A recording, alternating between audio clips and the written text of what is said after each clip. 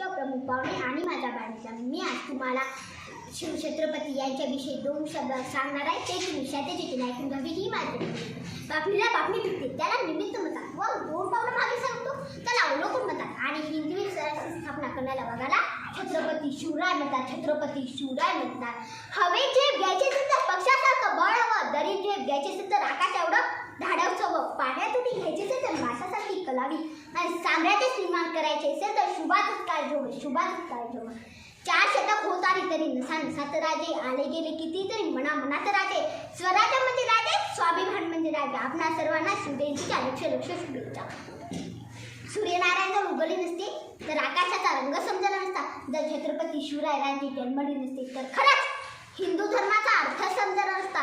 भूतकाळाचा छत्र पाय रोवून वर्तमानकाळ उलटा टाळून भविष्य घडवायला पवित्र मातीचा राजा रक्ताच्या ठेंबा करून त्रिवार मानव समजला. इतिहासाच्या पानावर, रेतेच्या मनावर, मातीच्या कणावर आणि विश्वासाच्या प्रमाणावर राज्य करणारा राजा म्हणजे छत्रपती. यांना मानाचा मुद्रा करून माझे 2 शब्द संपविते.